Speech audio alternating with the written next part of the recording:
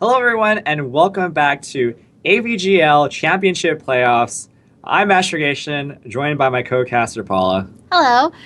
We are in the final match of this tournament. We have Idyllic from representing University of Waterloo versus Kirsch representing University of Alberta. Looks like it's going to be Canada versus Canada, so it should be very exciting. Yeah, it's an all Canada final, so basically they're gonna try to be as nice as possible to each other. I think that's an overdone joke. Anyway, uh, yeah, and again, we saw these guys. They played earlier in the winners bracket finals. The thing is, yeah, it is going to be a rematch of the winners bracket. So again, they both kind of know each other's decks, and I want to say that it's going to really just come down to, I guess, whether they decide to change up the mind games a little bit. And it will be interesting to see, again, if Kirsch, for example, decides to queue in with his patron first again. Mm-hmm. Right. So, for those of you who are just coming in, just to let you know, the prize pool for this is $750 for first place and $250 for second. So there's a lot on the line here for these two players. Yeah. So yeah, they are fighting for a difference between $500. I mean, they're both already guaranteed. Oh, they're both already guaranteed 500, but again, 500 extra dollars, definitely worth playing for. And yeah.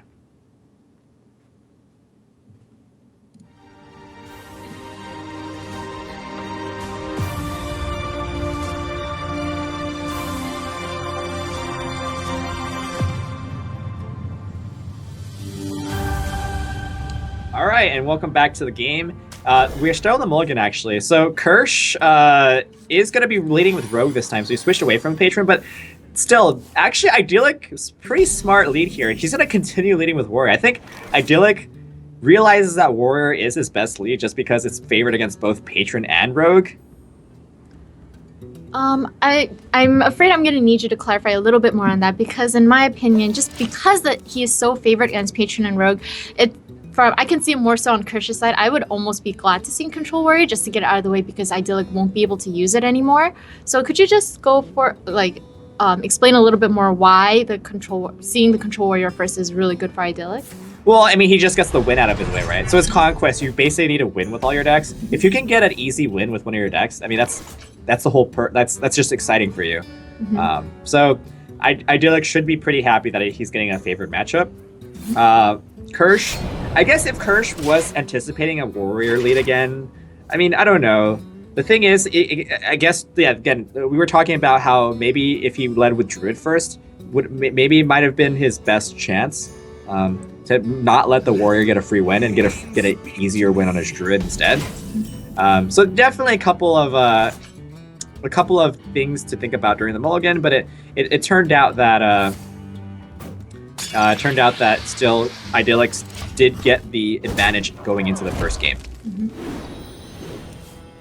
It is the finals is indeed Waterloo versus Alberta at Esports Hero TV. So yeah, Battle of Canada. So I'm kind of sad to see no NA teams. Well, I mean, Canada is an NA. Oh, I mean US teams. US. USA number one, China number one, Korea number one, Taiwan number one. I don't know, man. Which one of those phrases pisses people off more? I don't know. It's gonna piss someone off anywhere. Yeah. Okay. All right. So he does. I think he can clear the Death Lord here. With four. Oh no, he can't. He's just shy of 1 to be able to do so. Unfortunately.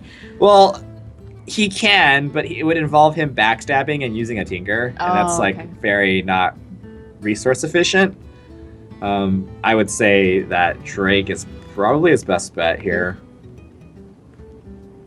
Or maybe even just backstab SI. Yeah, backstab SI is probably fine too.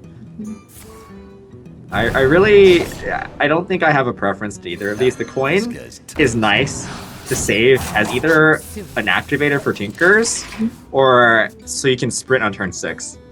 I think those are the things that he might be aiming for here. Mm-hmm. What do you think about not running into the Death Lord? There's no reason for him to use his weapon on it. it doesn't kill the Death Lord. He may be able to deal with the Death Lord more efficiently later on. So it's fair that, or it's very reasonable for him to hold the weapon. Idyllic here, probably thinking about whether he wants to bash or play the Belcher, or one of his Belchers. He has 2 Belchers. Wait, that's Justicar, right? Yes, that's so he has a Justicar. You see 2 Belchers, yeah, 2 bashes as well. Well, I mainly want to bring up the Justicar because Justicar is one of the ways that the warrior just becomes unkillable in this matchup. Yeah. Just like any other matchup, but especially against Rogue. Like, you play the Justicar, and you just don't lose because you're getting 4 armor per turn. Yeah. And, again, the Rogue has a finite supply of minions. Like, the only way for the Rogue to win the matchup is getting a Tinker Oil to land on a minion and having that minion hit face for a couple turns. But, again, Warrior has just so much removal that it's just going to be kind of impossible. Yeah. Especially with this hand, he has the bashes for removal. I think he has he also has a shield slam for removal. He has the Belchers for defense, and he has the Justicar for just the ridiculous amount of armor stacking that he has. So I think Krish is really in for an uphill battle. So Idyllic can probably just be really patient here and take it slow. I don't think he needs to really rush the Rogue down in any way. Right. Yeah, so... Something like Belcher or Shield Slam's good. So there's no reason to get the Justicar now. It's not like he can tank up immediately anyway. But he would like to kill the Azure Drake because you can't leave spell power up for the Rogue. So this just happens to be the best play. And again, Kirsch still sitting on that dagger. Again, going to be pretty important going forward just because he might be able to get some decent Blade Flurry value now. He doesn't have... Oh, but he does... Unfortunately, if he doesn't have it. if he finds it later on. That's what I meant. Interesting. Oh, this is actually going to be a full clear. And also a development of an SI, I believe. Violet Teacher is great here. Yeah. So this is actually my favorite line by Kirsch here. I think there's a lot of things he could have done, but this gives him a lot of tempo. And this kind of a play is what you need to start pressuring the Control Warrior. Yeah, and he's also really lucky because he has not seen any weapons come out of Idyllic yet. Yeah, Idyllic not drawing into any of his Death Spites or War Axes is really, really huge. But he finds a Revenge, so maybe he could just Revenge Execute Bash or something. This would clear the entire board, but Kirsch then gets time to kind of just go for the sprint. Or, he could just go for the Justicar as well. I think this is reasonable. On Kirsch's side, he doesn't want to play more minions here, I think, because it overextends into Brawl. This is a perfect time to just sprint, actually, because you're refilling your hand, and you're still getting a 1-1, but mainly, you don't want to be overcommitting into Brawl here. I'm ready to learn. So drawing the second tank and the Blade Fury is really, really... Oh, and both Blade Furies is really, really good for him. Just get those AoEs in his hand so that he can maybe use it to push a lot of more damage onto the Warrior. Versus Warrior, like the AoE's not necessarily more important. The more important part is that you can pretty much get that damage through without getting your weapon Harrisoned. So the thing is, like, as a rogue in this matchup, I think most Control Warriors are running Harrison, and the worst thing that can happen is like you're forced to use your dagger in 2 turns. So like, let's say you put a double Tinkers on your dagger, and if you don't flurry it immediately, getting it Harrison is just so bad. But I mean, the AoE is like an added bonus to it, but typically the Warrior like never has more than 1 or 2 minions on board, so it's not like that amazing.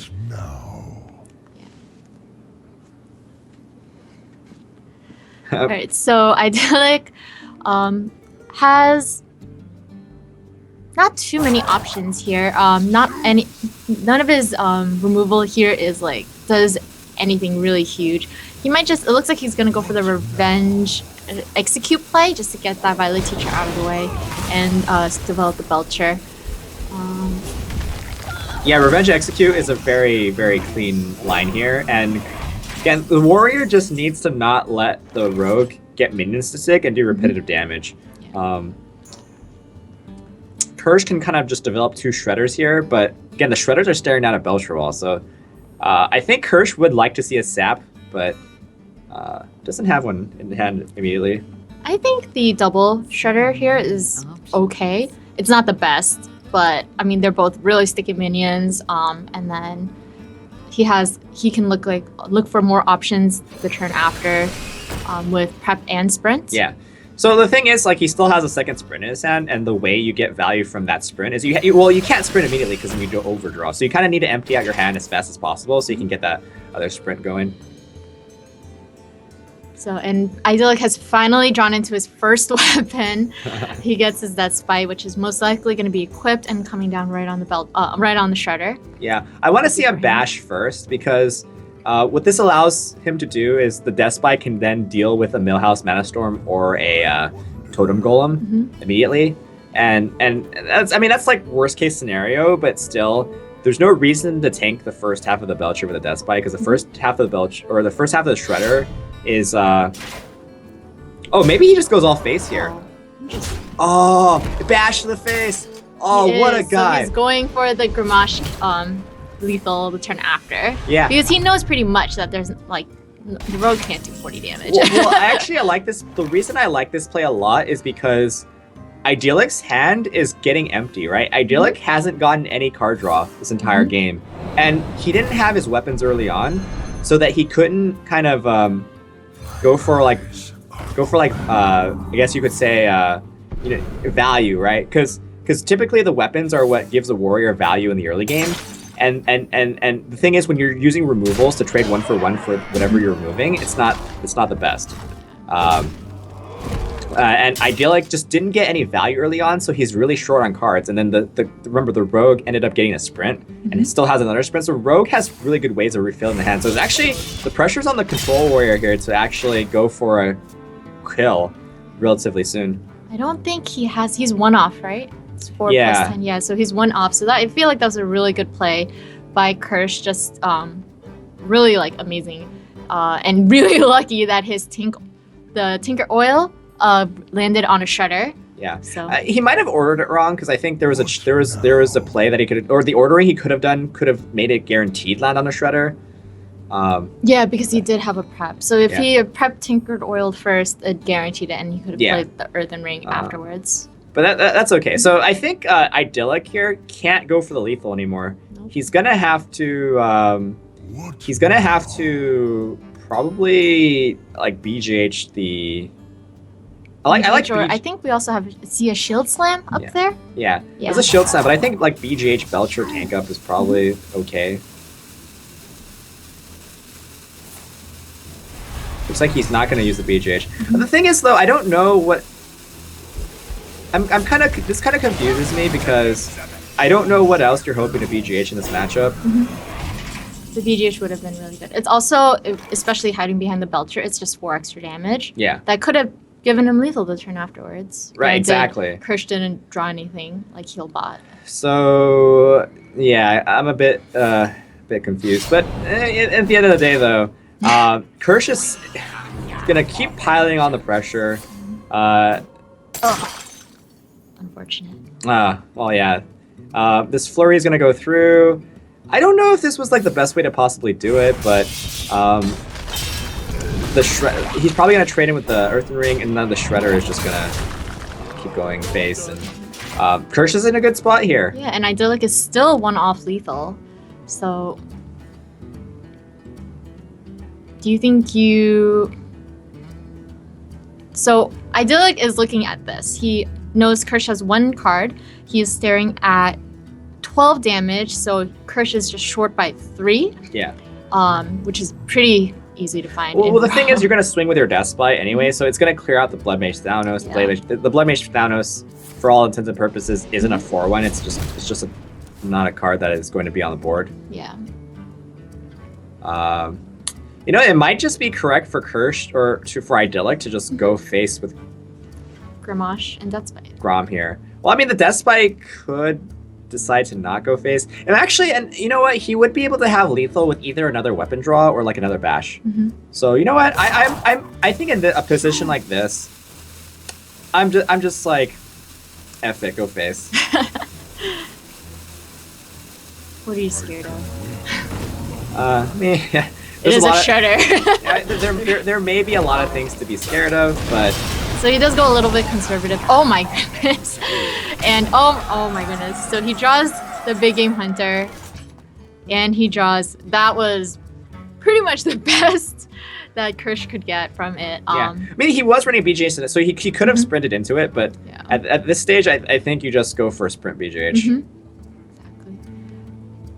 But Idyllic did decide not to go face and play a little bit more conservatively and clear out the minion instead, which Well, it makes it so that a weapon isn't an out for him for lethal, which, I mean, it's a shame to see a control warrior lose to a rogue, but I don't know. I think Kirsch did end up getting a really good hand early on. He had good plays. Well, he had that one play where he killed the Death Lord and got a free Violet Teacher. I think that was pretty huge. I know, I like it when the underdogs come through. I feel like Idyllic might have had a better chance, you know, maybe if he took some different lines. I would like to see like Brough here, maybe. Yeah, I mean, he should be pretty scared at this point. I think Deathlord might be a little bit safer. You've already seen one side. Well, no, the thing is you can play Brawl and then Deathlord and then tank up. Oh. So he's straight up not gonna Brawl. So I guess he's gonna wait for the Deathlord to die before he brawls. But him not brawling gets super punished because that is lethal, I think. Right? With a sap, you got 5, 6, 11, 14. That's exactly lethal. Yeah. So without the brawl there, yeah, Idyllic is gonna get punished. Yeah. That Thalnos, that second Thalnos gave him lethal. This is exactly lethal, right? Yeah, exactly lethal. So, in a surprising victory for the Rogue versus the Control Warrior, good job to Kirsch. That was a great game. We have Kirsch with his Druid and Patron Warrior versus Idyllic with any of his, which we'll just run through real quick, is Control Warrior, Aggro Shaman, and Zulok. So, yeah. I mean, Rogue was one deck that he shouldn't have allowed to get through because he has two classes that just crush Rogue. He has Control Warrior and he has Aggro Shaman. Both of them crush Rogue. So it was very unfortunate that he was able to let the Rogue through. I mean, earlier on today, I was kind of commending Idyllic for his amazing Control Warrior versus Patron play, but I think his Control Warrior versus Rogue play right there, I think there was a lot of questionable, I guess, decisions that might have been made. But moving forward, he's going to have to get past those. I mean, this is the finals after all. You can't let your nerves or your mistakes in a previous game affect you. He is going to have to buckle down, and he is fighting for, again, an extra $500 because both these players guaranteed $250. The winner gets $750. So if he wants that $500, he's going to have to, start, playing a bit more solidly. That's a lot of packs. Yeah. All right. So we're queuing up to the next game, which is Kirsch with his Combo Druid and Idyllic with his Control Warrior. To be specific, it's the Elise Control Warrior, which has a typically easier time against Druid, as Astro has taught me. Yeah, but Kirsch here with like a pretty good hand. He does find the Wild Growth in his opening hand, so he is going to be able to do Druid things very, very early. The main thing though is that so Kirsch got a very unfavored matchup out of the way, and he is able to snipe the Warrior with his Druid. I mean, he obviously doesn't want to go Patron versus Control Warrior, so he actually ended up finding the perfect, I guess you could say the perfect Q ordering.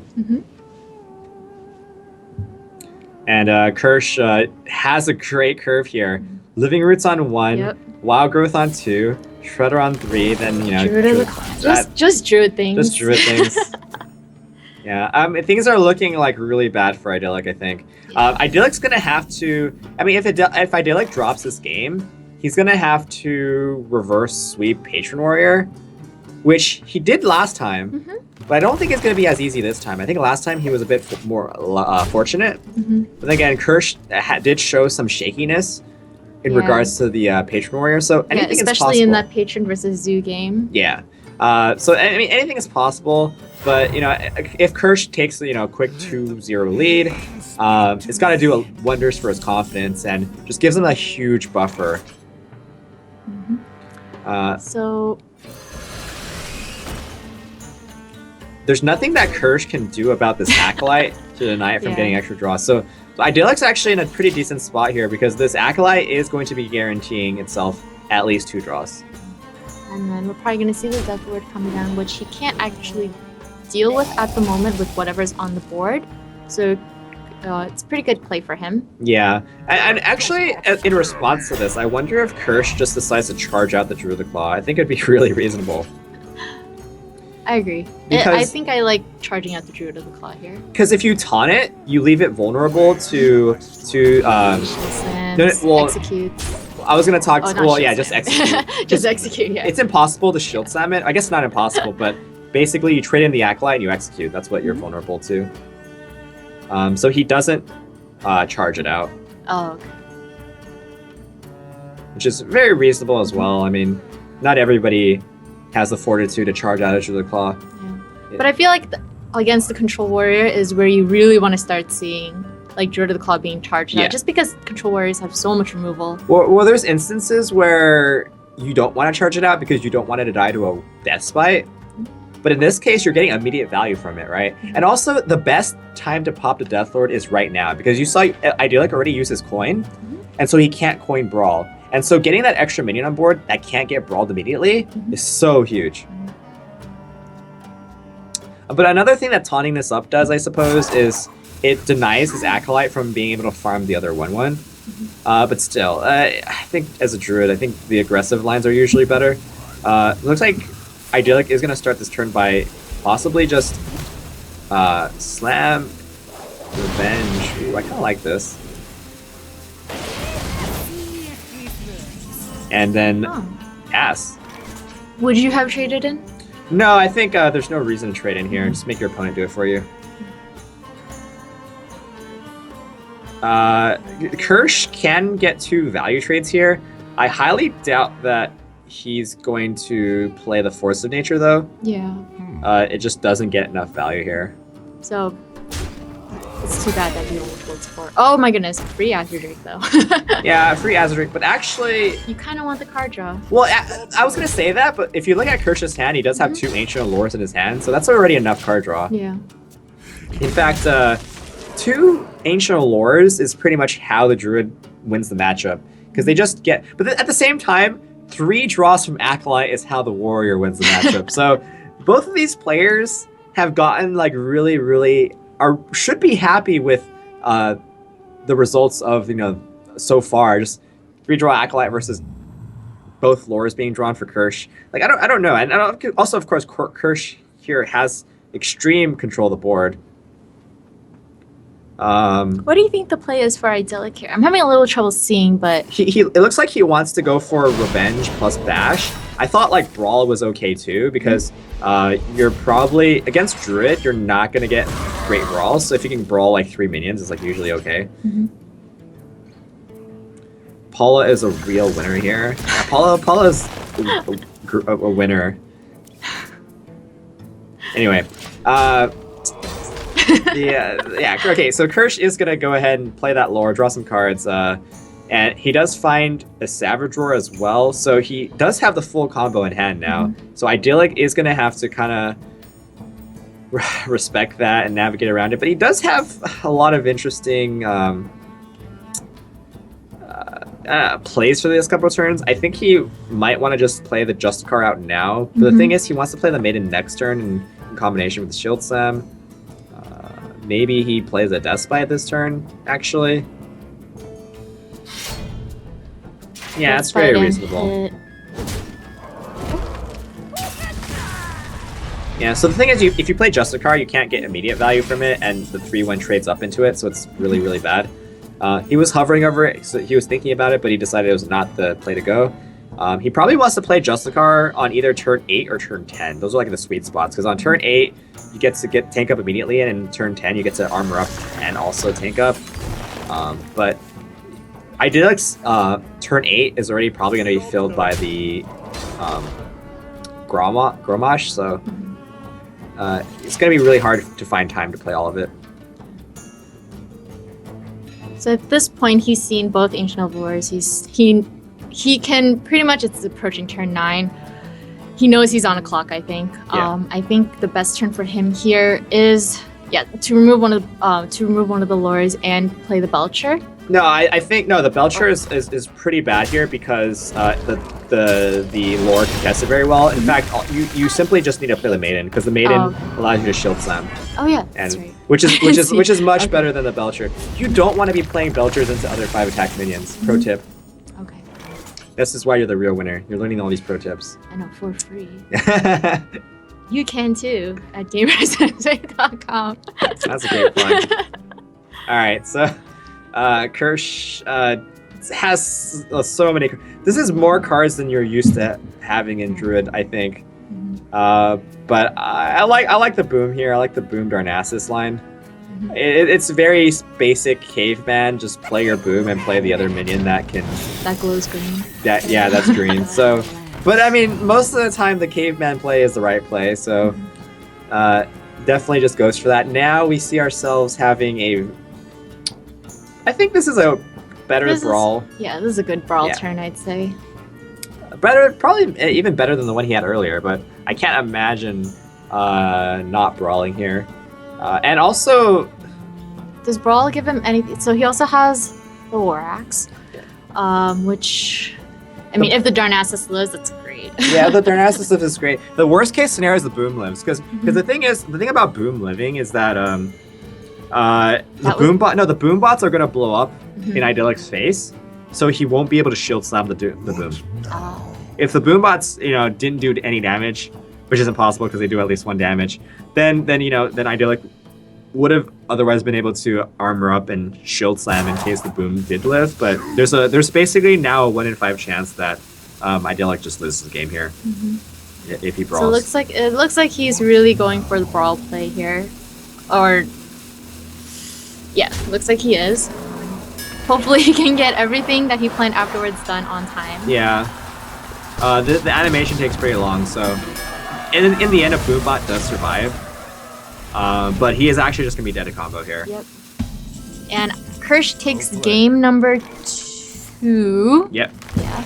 So Kirsch doing a really good job here, showing the thing is he got pretty dominated in the winners bracket match that he played earlier against Idyllic, but now he's kind of showing that he's not going to get pushed around here.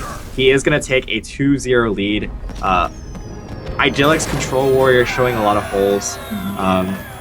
It's just nice to see that Kirsch has adapted a little bit going into their second match and is able to kind of get off to a really sick lead. And again, I want to say that because we did see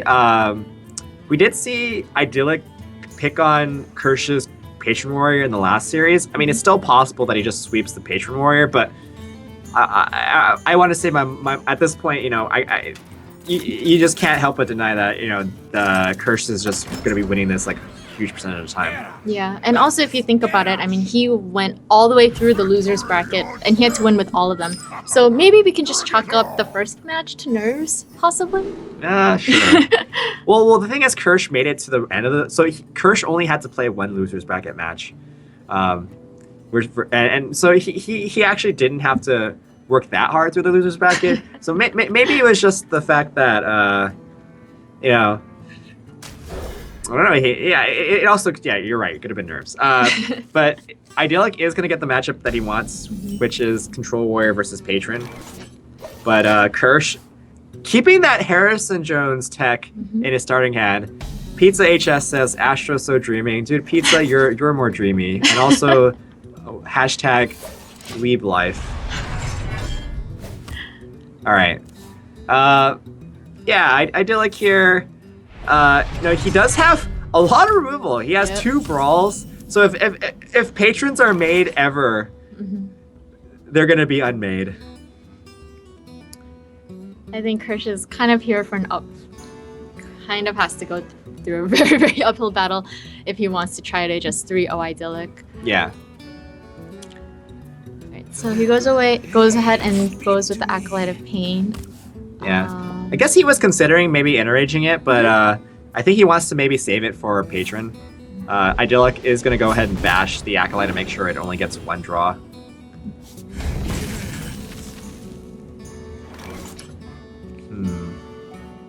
I think you want to play the Murgleton for the Mage Hero Power as usual.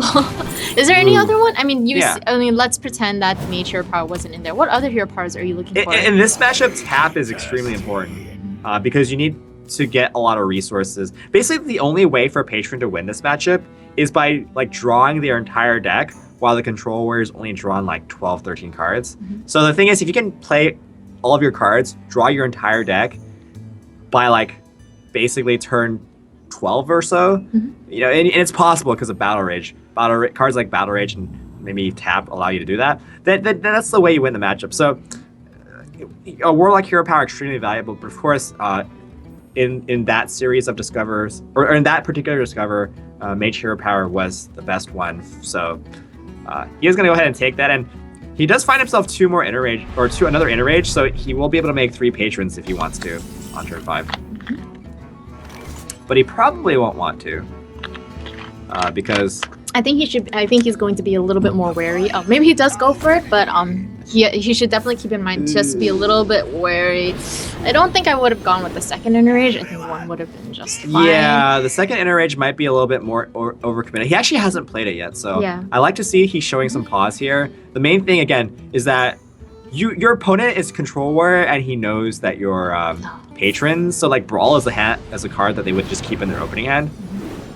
And it looks like it is going to Kirsch is gonna fall victim to a Brough here.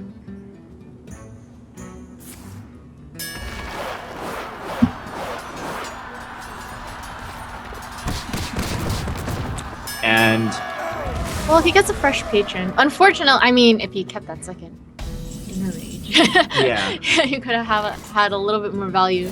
Especially, he does have the Mage Hero Power that I forgot, so that's actually good.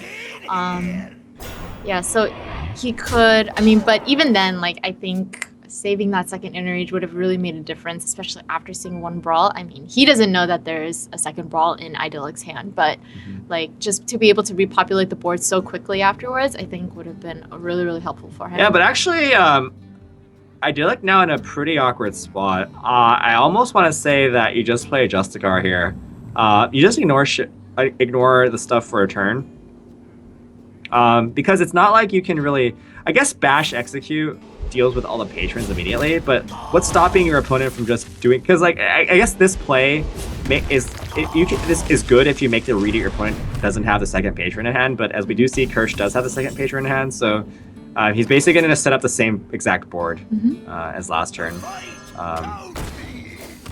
which I guess Idyllic basically just got a turn for free in return for 2 removals, but I would like to see that Justicar come down at some point, because it's fine. Just let your opponent trade the Ghoul in to your Justicar, because then you're just gonna brawl the rest of the patrons anyway. And then you don't have to worry about patron for the rest of the game. Welcome to the grand tournament. So he goes on with the Justicar this time. The question is, did he coin out a hero power? I don't think it's necessary. I mean, yeah, you're basically trading your coin for 4 armor, and I think it's, I think it could be worth it, but really? Yeah, I think it definitely could be.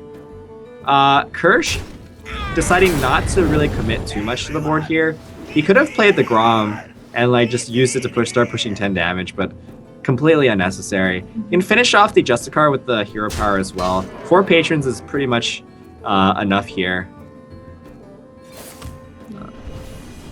And the thing is, Kirsch kept the Harrison from the opening hand, but Idyllic still hasn't drawn any weapons, which is kind of interesting.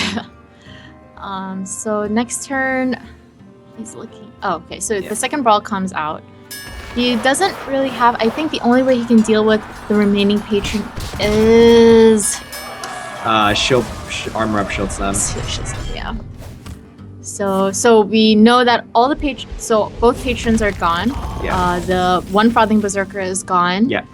We still have yet to see Dr. Boom and Gramage, so he's not quite done for just yet, I think. Yeah, but the thing is, Kirsch is gonna just basically pass this turn. He develops a War Axe, but I mean that's not really doing much. And I think this is the opening that Idyllic really just was looking for. He's gonna start putting minions on the board, and he's gonna be extremely stabilized here. Especially with that hero power. I mean, he probably is better off playing Elise plus Belcher here. But I don't know, getting those hero powers is fine as well. And basically any time that Kirsch decides to play Grom or Dr. Boom, Idyllic does have the BGH ready. He also has Revenge for the Boom bots. So I don't really see any bomb that Kirsch can really play here that makes Idyllic too afraid of anything. I guess if there's anything to be afraid of, it's the fact that Kirsch is going to Harrison a Despite. Yeah. But at this point, I don't really think that even does anything. Yeah, it's not a big deal.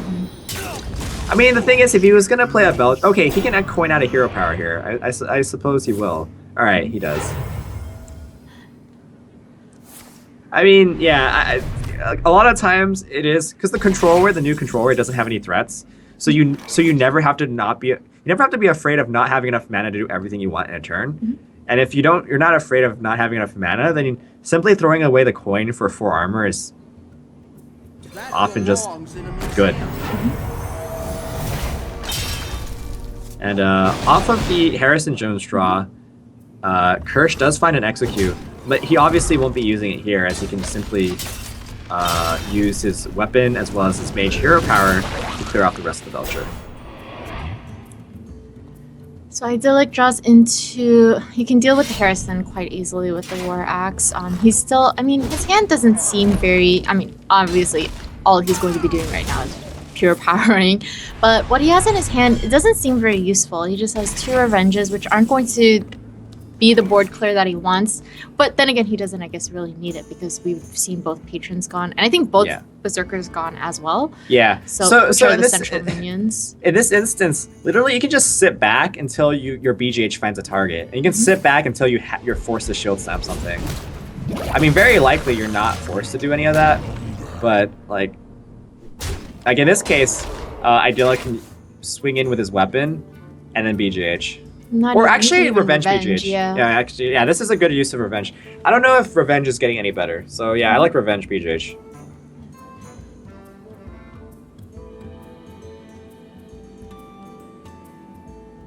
Yeah, unfortunately, Kirsch, I think, even with his, like, I won't call them mistakes, but, like, with his plays earlier, where he, like, overcommitting to Brawl, I don't even think that in the very end makes much of a difference. I think Kirsch made the plays that he had to make in order to win the game. Because the thing is, you can't play around Brawl forever. And as a Patron Warrior, the only way you're going to win the game is by taking risks. Because if you can take a risk and your opponent doesn't have the answer, then you can find a way to win. Because the thing is, if you're in an unfavored matchup and you're playing safe the entire way, you're just going to lose because they're going to grind you out. But Idyllic is going to be able to Harrison Jones the second Despite, and that means he never has to worry about a Despite ever again. That was the second one, right? Yeah, I think so. Well, any case, that's crazy Harrison Jones value. Anytime you can Harrison a Despite, you go for it, and he definitely does. I'm gonna miss Despite. You know, the thing is, when Standard comes out, there won't be any more Despites going into the museum, which is sad. Don't you think that's sad? Yeah, I think Despite was a really, really great card for Warrior. Yeah.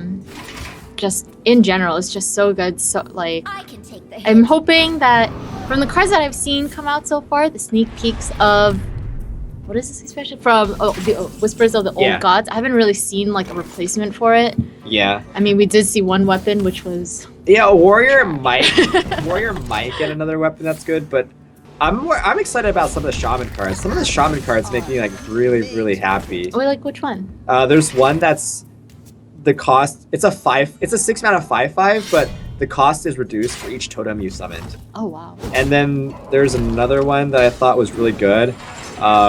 It like turns an existing minion into a minion that transform a minion into a minion of one higher cost, I think. Oh, that card. That card It's is so so good. cool. Yeah. It's like insane. I like it's like a better recombobulator. Mm-hmm. Yeah. I think it's really cool. Anyway, Shaman's getting like a lot of cool cards, so I'm excited about it. I hope you're excited about it too. I am. Great. I was so excited. I was hoping But you can't Shaman. hide it. I was hoping Shaman would get the upgrade that it really desperately needed last one, but then Well, it did. It's just that it made it made aggro it. Yeah. Shaman, not Exactly. Oh, mid-range.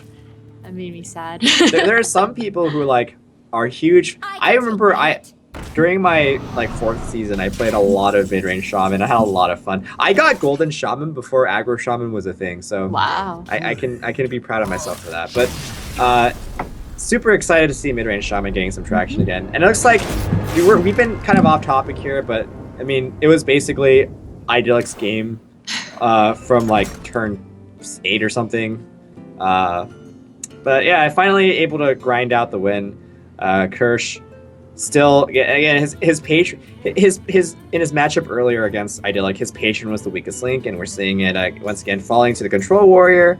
And Idyllic does get himself on the board here. He is still down 1-2, but one game at a time, and he could see himself as the AVGL champion. Yep.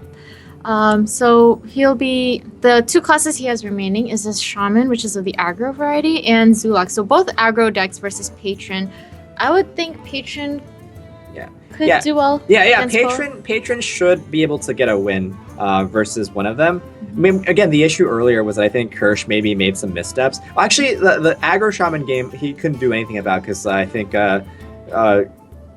Idyllic just kind of drew extremely well, had the Doomhammer on curve. Yeah, the draw was very strong with that one. So I think we're still waiting for the game to start.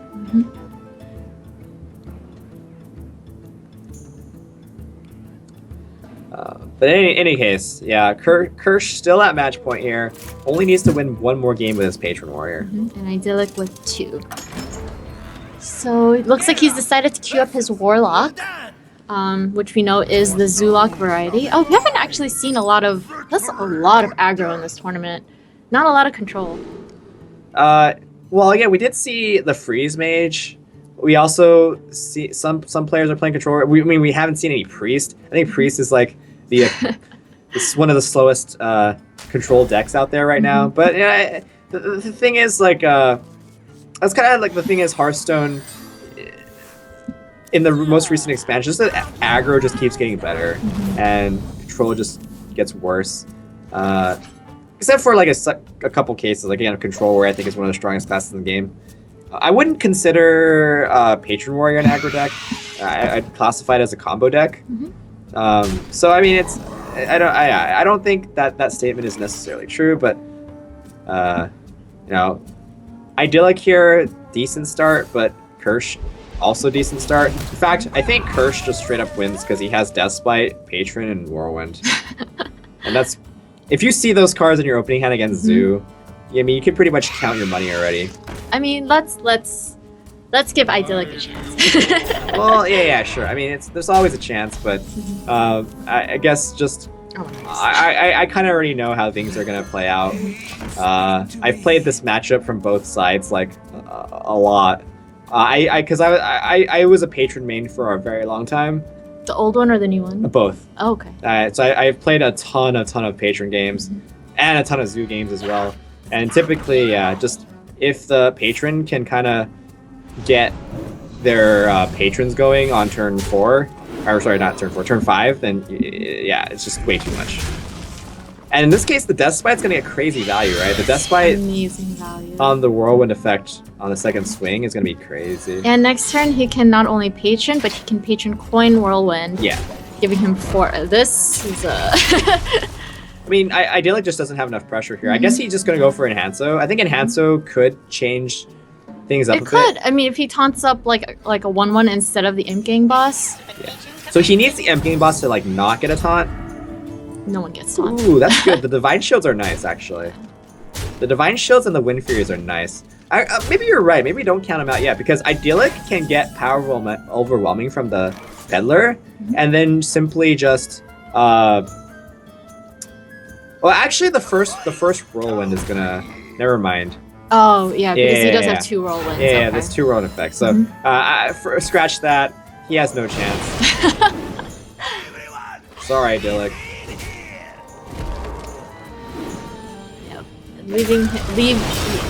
Sorry, this play leaves Idyllic with 2 1/1s on the board, which is just going to be patron fodder. Yeah, exactly. And the thing is, like, if he had multiple Wind Furies up, I guess, like getting a PO or something would have been okay. Then he'd stick it on and maybe draw like a finisher. Unfortunately, But- he just cleared his entire board. Yeah. Yeah, unfortunate. So I think you just go ahead. Oh, she's gonna tap. Yeah, play the egg and the peddler. What are you really looking for though with the peddler?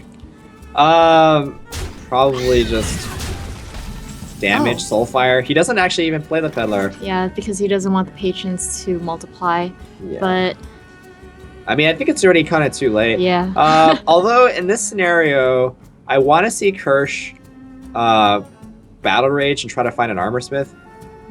Or you can straight up just play an Axe Swinger. I guess that's okay. Yeah, and I think he's pretty much... Oh, wait, I see what he's doing. Whoa. So he wants to be able to clear Crazy. everything. Mhm. The main thing, he doesn't get max patron value because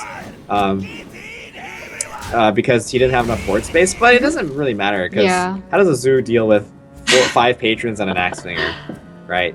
He doesn't.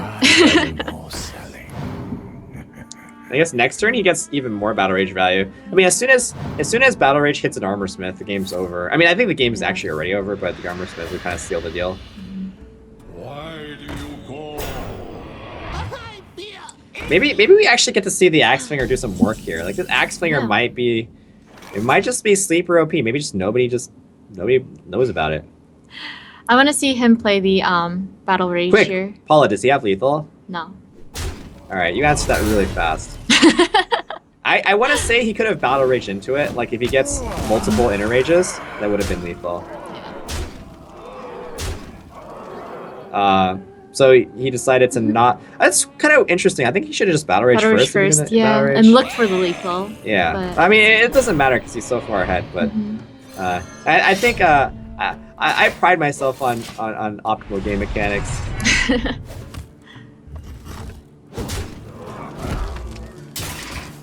All right, so I think that is it. Yeah, Idyllic unfortunately couldn't get. Mhm.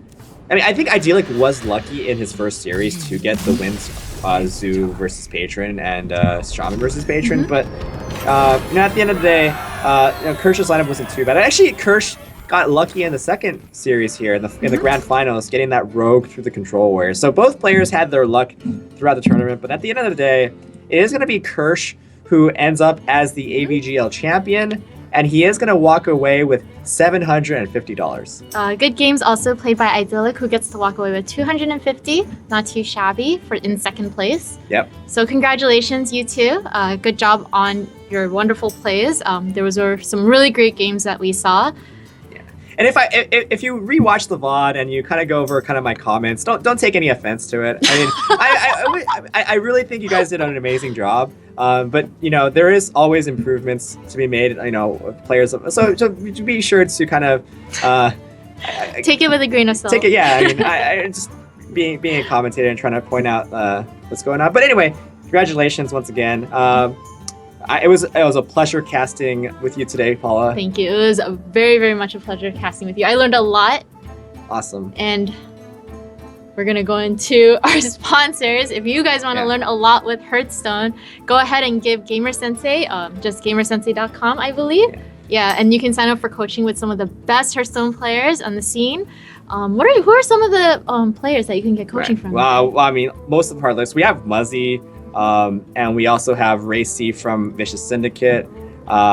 We actually have the entire we have the entire like Hearthlytics and Vicious Syndicate rosters, and of course myself, New Order, and also my teammate Eversiction. We also have Indirin from London Conspiracy, and a couple more amazing guys. So again, if you want to get some of the best coaching out there at affordable prices, go to gamersensei.com. Use the AVGL landing page for a free lesson. We also want to thank our other sponsor, Esports Hero, of course. If you're tired of ladder and you want to spice things up, go and play some money matches on Esports Hero. Use the promo code AVGL2016 and get a free $5 on your account. Free money, guys. Free It's money. just free money. But with that, again, we have, once again, our AVGL champion. It is going to be Kirsch, representing University of Alberta. Yay. So, once again, congratulations to him. And that's it for me. I'm Astrogation, and I'm Paula. we'll see you some other time. Thank you for watching.